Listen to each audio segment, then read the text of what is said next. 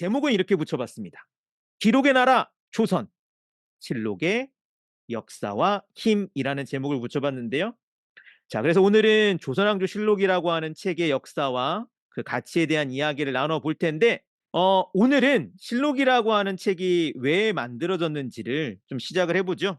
첫 번째 제목을 이렇게 붙여봤습니다. 춘추, 사기에서 실록에 이르기까지. 이 셋은 모두 책 이름입니다. 여러분이 만약 낯선 어른을 만났어요. 그때 나이를 물어보면 어떻게 물어볼까요? 연세가 어떻게 되세요? 이렇게 묻는다라고 친구들이 보통 얘기하더라고요. 예를 들어 아주 머리가 허연 할아버지를 만났을 때 여러분 이렇게 묻진 않겠죠? 할아버지 나이는 몇 살? 이렇게 묻지는 않을 겁니다. 할아버지 나이는 어떻게 되세요? 라고 물어도 되고요. 나이보다는 연세라는 표현이 조금은 적절하다고 여러분도 생각을 하죠. 근데 요즘은 잘 사용하지 않지만 훨씬 더 격식 있는 표현이 있습니다. 그게 뭐냐면 춘추라는 말입니다. 그래서 여러분 이렇게 말을 써본 적은 없지만 한 번쯤 이렇게 써봐도 됩니다. 할아버지, 춘추가 어떻게 되세요? 할머니, 춘추가 어떻게 되세요? 이런 식으로. 그러나 이렇게 이야기하면 안 됩니다. 제가 오늘 생일이거든요. 저의 춘추는 이러면 안 됩니다. 춘추는 높임말로 사용하지 자기가 나이를 가지고 사용하는 말은 아니에요. 원래 춘추는 글자에서 볼 수 있는 것처럼 춘, 봄과 추, 가을이라는 뜻입니다. 이 춘추는 한 해의 흐름을 가리키는 말이 되기도 했고요. 나아가 역사책의 제목이 되기도 합니다. 먼 옛날 공자라는 사람이 있었습니다. 이 공자는 자신의 나라, 노나라의 역사를 정리하고 그리고 이 역사책에 춘추라는 제목을 붙였다라고 합니다. 이 역사책이 되게 중요한데 이 춘추는 그냥 과거의 사건을 기록해 둔 데 그치지 않습니다. 공자는 춘추를 쓰면서 훌륭한 사람을 높이고 나쁜 짓을 저지른 사람을 낮추었습니다. 이걸 어려운 말로 포평이라고 해요. 역사라고 하는 것은 그냥 과거에 있었던 사건을 기록하는 것이 아니라 평가를 하고 기억하는 것이다라는 거죠. 역사에 평가가 있었다는 점을 기억하는 게 중요합니다. 여러분이 역사를 깊이 공부하거나 혹은 역사에 관심이 많았다면 춘추 시대라는 말을 들어본 적이 있을 수 있습니다. 바로 공자가 살았던 먼 옛날을 가리키는 그 시대를 가리키는 말인데 춘추 시대라는 말이 바로 공자의 춘추라는 책에서 만들어집니다. 먼 옛날 공자가 살았던 그리고 여러 나라가 서로 다투던 시대를 가리키는 말입니다. 공자는 춘추야말로 나를 평가할 만한 책이다라고 말했다라고 해요. 무엇이 바른 것이고 무엇이 그른 것인지 기록해 두고 훗날 사람들의 평가를 공자도 기다렸답니다. 훗날 사람들이 어떻게 생각할까? 그걸 기대하면서 역사를 썼다는 거죠. 맹자라는 사람이 있습니다. 맹자는 공자보다 몇백 년 뒤에 나타난 유명한 훌륭한 학자인데 맹자는 춘추를 두고 이렇게 평가하기도 했습니다. 공자가 춘추를 쓰자 난신적자가 두려워 떨게 되었다. 난신적자란 되게 어려운 말이죠. 나라를 어지럽히는 못된 사람을 가리키는 말입니다. 아무리 못된 짓을 저지르는 사람이라고 하더라도 내 이 행동을 누군가가 기록한다면 자신의 행동을 기록한 것을 걱정하고 근심하고 신경 쓸 수밖에 없다는 거예요. 비록 살아서 마음대로 행동하더라도 죽은 뒤에 그 나쁜 행동이 잊히지 않고 계속 전해질 수 있다는 건 되게 걱정되는 일 아니겠냐라는 생각이 여기에 있는 겁니다. 잘못을 저지르면 영원히 악인으로 기록될 수 있는 거죠. 자, 공자가 춘추라는 책을 썼답니다.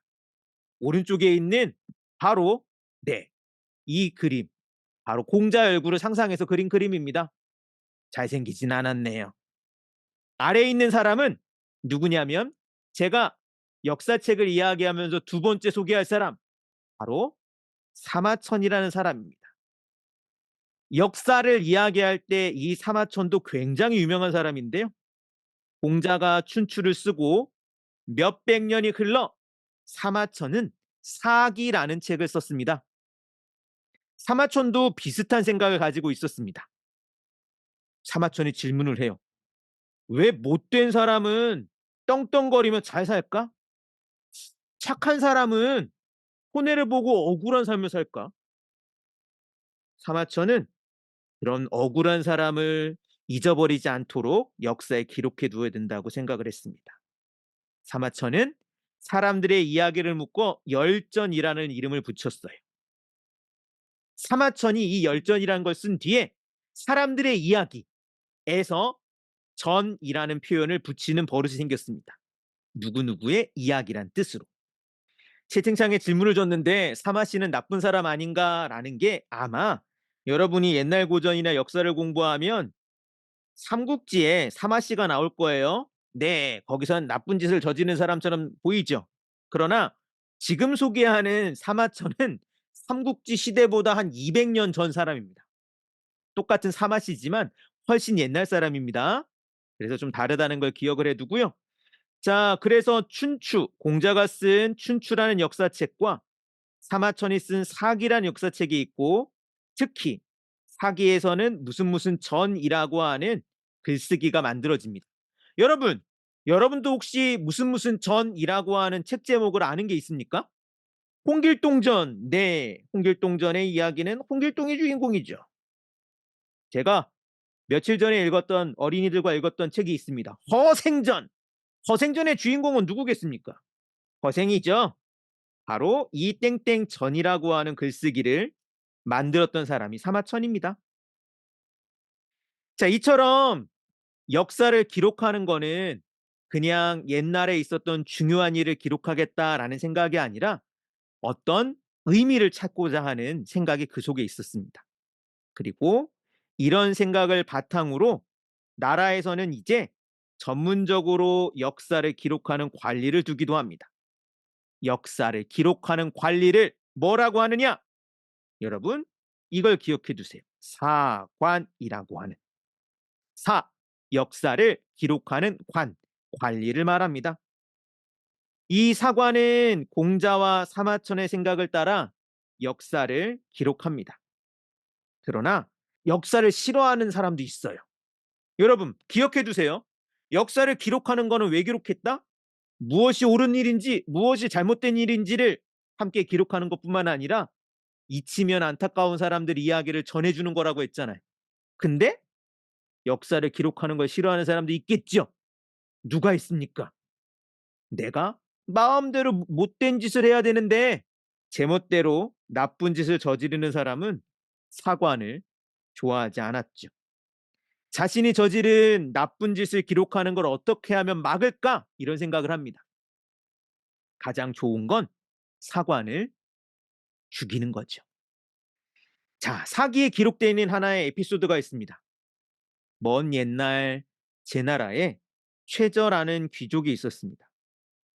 그가 제 나라 임금 장공이라는 임금을 죽였는데요.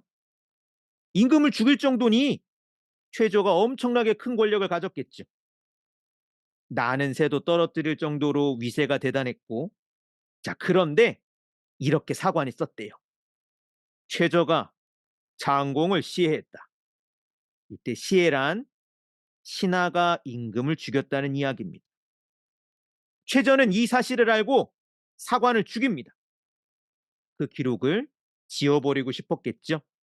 근데 그럴 수 없습니다. 사관의 동생도 사관이었는데 똑같이 쓴 겁니다. 뭐라고? 최저가 장공을 시해했다. 그리고 여기에 하나의 기록을 덧붙이는 거죠.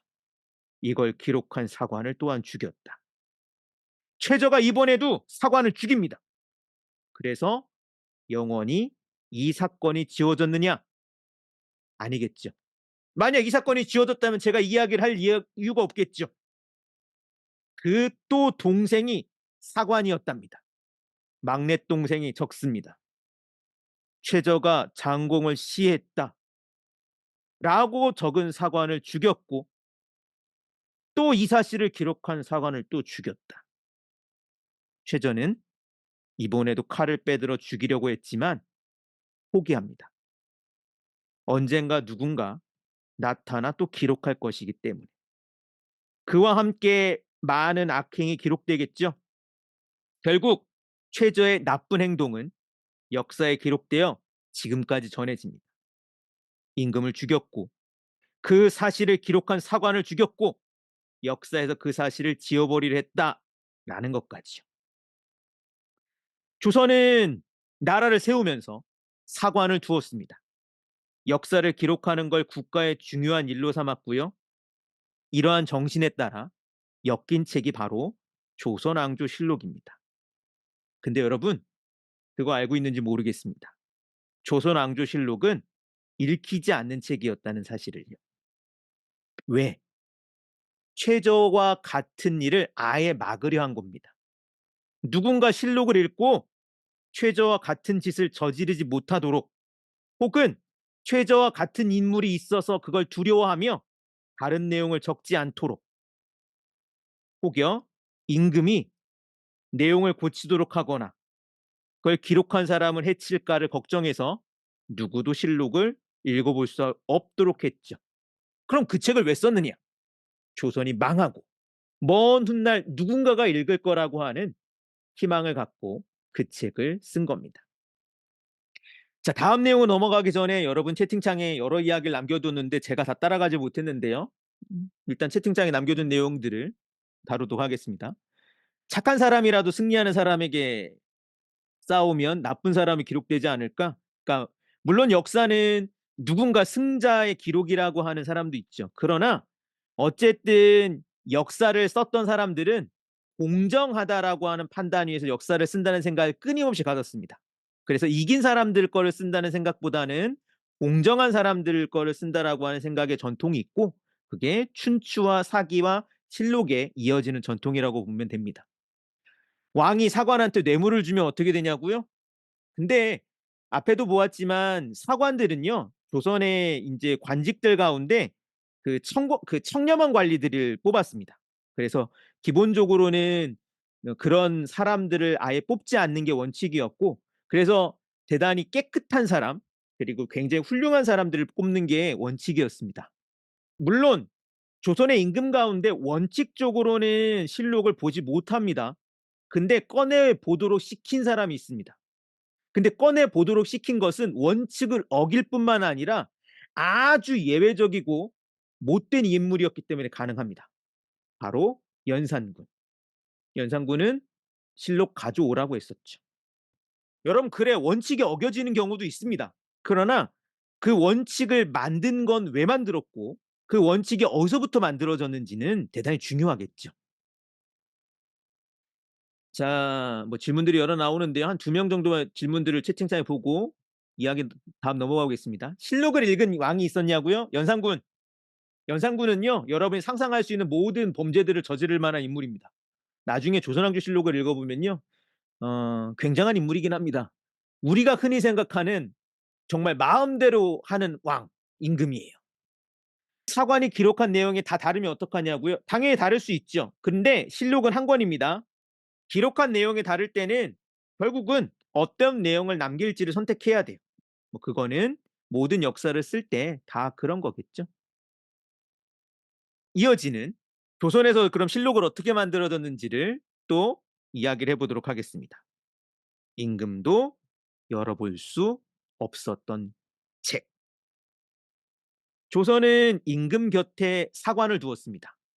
그러니까 사관은 임금의 말과 행동을 모두 쫓아다니면서 기록했던 사람이고요. 그러니 사관이 굉장히 신경 쓰였겠죠. 뭐 오늘날에도 뭐 그런 역할을 하는 사람들이 있죠. 어떤 사람들이 있습니까? 언론. 중요한 사람들의 말과 행동을 기록해서 세상에 알리는 사람들. 그래서 오늘 제가 이 교환에 쓰진 않았지만 여러분, 청와대에 언론인들이 있는 그곳을 뭐라고 했냐면 춘추관이라고 했어요, 원래. 바로 공자의 춘추에서 가져온 겁니다. 그래서 역사는 우리 동아시아, 우리 역사 속에는 역사를 쓴다는 건 언론과 비슷한 역할을 하기도 했어요. 자, 근데 이 사관이 귀찮고 신경 쓰이죠. 그래서 태종 이방원이라는 임금이 있었습니다. 그는 조선 역사 가운데 굉장히 강력한 권력을 손에 쥔 임금 가운데 하나였는데 왜 그러느냐? 여러분이 역사를 공부해보면 나오죠. 형제도 죽이고요. 아버지 이성계도 임금 자리에서 끌어내리기도 하고요. 물론 이런 내용들이 모두 실록에 기록되어 있긴 합니다. 근데 이런 기록까지 있습니다. 조선왕조실록 홈페이지에 실록의 본문, 원문과 번역문을 볼 수 있고요. 번역문을 제가 그대로 갖고 온 겁니다. 친히 활과 화살을 가지고 말을 달려 노루를 쏘다가 말이 거꾸로 짐으로 인하여 말에서 떨어졌으나 상하지는 않았다. 좌우를 돌아보며 말하기를 사관이 알게 하지 말라 하였다. 자, 되게 우스운 내용입니다. 태종은 사냥하는 걸 좀 좋아했습니다. 그래서 이번에도 사냥을 나간 겁니다. 노루 잡으러 가자라고 말을 타고 가는데 신하들이 이런 임금의 모습을 좀 좋아하지 않았대요. 일단은 뭐 사냥하는 걸 좀 좋게 보지 않았던 것도 있고 더군다나 지금 태종이 어떻게 됐습니까? 말에서 떨어졌어요. 그러니 또 잔소리를 듣겠죠. 창피하기도 하고. 아니, 멋있는 일은 아니잖아요. 그래서 말합니다. 야, 이거 사관이 알지 못하게 해. 근데 여러분, 사관이 알지 못했습니까? 알았죠. 알았으니까 조선왕조실록에 이렇게 기록된 거죠. 요즘으로 치면 뭐예요? 역사에 악재된 겁니다. 저장된 거죠. 떨어진 사실, 그리고 그걸 숨기려고 했던 내용까지 고스란히 기록되어 있습니다. 이런 게 약간 재밌는 부분이죠. 태종의 아들, 여러분이 모두 아는 임금입니다. 바로 세종. 훌륭한 임금이죠. 근데 세종도 유혹을 빠졌습니다. 뭐? 어, 보고 싶다. 궁금하다. 아버지 세종에 대해서 어떻게 썼는지 궁금한 겁니다. 그래서 신하들에게 실록 좀 가져와 라고 명령하지만 신하들이 거세게 저항합니다. 우리가 잘 아는 황희정승이 앞장서 이렇게 말하죠. 아니되옵니다. 만약 실록의 내용을 열어 본 일이 이후에 전해진다면 어떻게 되겠습니까? 훗날 임금도 열어보려 할 것입니다. 그렇게 되면 두려운 마음에 어떻게 제대로 역사를 기록할 수 있겠습니까? 잘못된 일이 있어도 좋게 꾸밀 것입니다. 그렇게 꾸민 기록을 누가 믿을 수 있겠습니까? 열어보면 계속 열어보고 싶을 거고, 그러면 사관들이 신경 써서 제대로 못 쓰게 될 거다. 물론 여러분, 원칙은 열어보지 않는 거였고 열어본 임금이 있었습니다. 근데 중요해요. 누구도 세종조차도 열어보지 못했다는 거. 즉 얘기는 뭐냐? 자기가 세종처럼 훌륭한 임금이 되고 싶으면 어떻게 됩니까? 보면 안 되는 거예요. 보면 누구 같은 임금이 되는 겁니까? 연산군 같은 임금이 되는 거죠. 결국 세종도 실록을 못 읽어봅니다. 얼마나 궁금했을까? 실록에 있는 내용을 그래서 우리는 읽어볼 수 있는 거죠. 왜? 거꾸로 보면 세종이 읽어보지 않았으니까. 만약 임금이 읽어봤다면 그 책이 예를 들면 어떤 이유를 통해서 망가질 수도 있고 바뀔 수도 있고, 그래서 어떻게 보면 세종보다는 여러분들이 더 운이 좋은 겁니다. 실록에 기록된 걸 볼 수 있으니. 사관은 임금 옆에서 꼼꼼하게 여러 일들을 기록하고 이 기록해둔 글 묶음을 사초라고 합니다. 임금이 세상을 떠나면 이 사초를 모아 책으로 엮었습니다. 지금은 연도를 기준으로 엮겠죠. 그러나 옛날에는 임금의 수명을 가지고 책을 엮습니다. 이렇게 엮인 책이 바로 조선 왕조실록. 오늘날처럼 기록이 편했다면 사초도 다 남아 있었을 수 있어요. 그러나 일단 사초는 없애는 게 원칙이었습니다. 그만큼 많은 걸 보관하기도 어려웠고 그래서 사초 가운데 중요한 내용을 솎아서 책으로 만든 게 실록이고 사초는 없앴는데 어떻게 없앴느냐? 사초를 쓴 종이를 물에 씻어서 글자를 지웠고 이것을 세초라고 했고 오른쪽에 보이는 여기 바로 서울의 세검정이라는 곳입니다. 이곳에서 세초를 했다라고 하죠. 이렇게 책이 만들어집니다. 완성된 실록은 별도의 창고에 보관됩니다. 사고라는 곳에. 본래는 주요 도시에 사고를 세우고 책을 나누어 보관했습니다. 한양에도 두고 충주, 성주, 전주 네 도시에 사고를 두었는데 한양에 두었던 사고를 춘추관이라고 이름 붙였습니다. 바로 공자의 글에서 따온 거죠. 자, 근데 이 실록의 역사에서 실록이 통째로 사라질 뻔한 위기가 있습니다. 임금도 함부로 보지 못했던 이 실록을 어떻게 누가 바로 임진왜란 때 전쟁이 나면서 불타버립니다. 여러분 임진왜란을 공부했던 친구는 알겠지만 여기 나오는 주요 도시들 한양, 충주, 성주 다 불타요. 전주는 뒤늦게 이 전주의 사고에 있었던 이 실록을 등에 짊어지고 도망갔던 사람이 있답니다. 그래서 전주에 있었던 실록이 남았고 그래서 이 실록이 사라지지 않고 전해지는 거죠. 조선은 도시에 이제 사고를 줄 생각을 하지 않습니다. 깊은 산 속에 옮겨둬요. 다시 전쟁이 나더라도 피해를 입지 말라고. 전주 사고보는 강화도 만이산에 옮겨두고 새롭게 4개의 실록을 엮어서 한양의 춘추관, 평양북도 묘향산, 강원도 오대산, 경상북도 태백산 총 5권에 나누어 보관합니다. 오늘날에는 실록이 잘 정리돼서 원문과 번역문을 함께 볼 수 있습니다. 여러분 오른쪽에 있는 여기에 가면 홈페이지고요. 검색도 가능합니다. 그래서 여러분 한번 검색해보면 굉장히 재밌는 내용들도 여러 가지 있다는 걸 볼 수 있겠죠. 채팅창에 또 많은 이야기가 있는데 고려 왕조실록은 왕조 자체로서 제가 알고 있기로는 실록을 엮지는 않았고요. 이후에 고려사를 이제 조선시대는 엮고 그 내용들이 오늘날까지 전해집니다. 참고로 조선이 실록을 이렇게 정리했던 거는 공자를 숭상하는 나라였기 때문에 그래요. 유학자라의 나라였기 때문에 실록을 꼼꼼히 적었던 것도 있습니다. 스토커 같다. 근데 스토커 같다고 할 수 있지만 사과는 어떻게 보면 때로는 그럴 수 있어요. 여러분 언론인들이 요즘에도 그렇죠. 언론인들이 막 쫓아가면서 묻잖아요. 막 여러분 뉴스 같은 거 보면. 근데 또 언론인은 그런 역할을 해야 되죠. 왜? 누군가가 가서 묻고 기록하는 사람이 없다면 그 사람들의 행동이 전해지지 않을 수도 있고 그러니까.